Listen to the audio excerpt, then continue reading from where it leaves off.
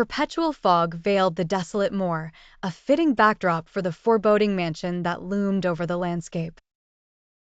In the early 1940s, Eleanor, a widow burdened by grief, lived in this isolated Victorian house with her two ailing children, Lucy and Thomas, whose rare disease rendered sunlight fatal. The mansion itself was a labyrinth of shadows and whispers, a maze where light was the enemy and unknown threats lurked in dark corners. Eleanor adhered to a rigid set of rules, desperate to protect her children from the dangers that lay outside and within. When she hired 3 servants, Ada, Bartholomew, and Charles, unease began to creep in. They seemed too familiar with the mansion, too attuned to its secrets. Soon, a series of inexplicable events shattered the fragile normalcy Eleanor had fought to maintain. Doors slammed shut on their own, curtains drew back with unseen hands, and Lucy and Thomas spoke of spectral figures roaming the halls. Eleanor's nights were plagued by sounds that shouldn't exist, harrowing creaks and ghostly murmurs. Anxiety gnawed at her sanity. Determined to confront the malevolent presence haunting her home, she delved into the house's history and confronted the servants.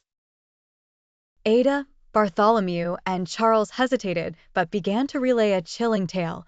The mansion held a malevolent power that trapped souls. However, their knowledge hinted at something more insidious.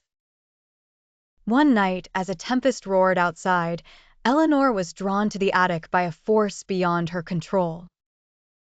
She found a dusty old chest and, upon opening it, unearthed portraits of the servants, painted in the fashion of a century past.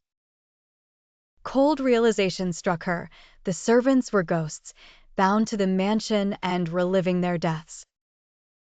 Heart pounding, Eleanor stumbled upon a diary, the final piece of the puzzle. The words, scrawled by a long-deceased matron, revealed a ritual. To cure the children, a sacrifice was needed.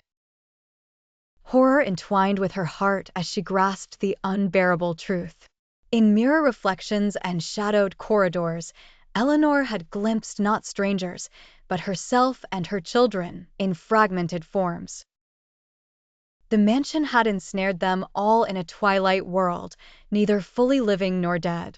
The servants, fragments of past victims, acted as guardians, both prison wardens and protectors. The final realization shattered Eleanor. Her children were not simply ill, they were caught in a perpetual state of dying. And her, bound by love and despair, was the eternal guardian of their immutable fates.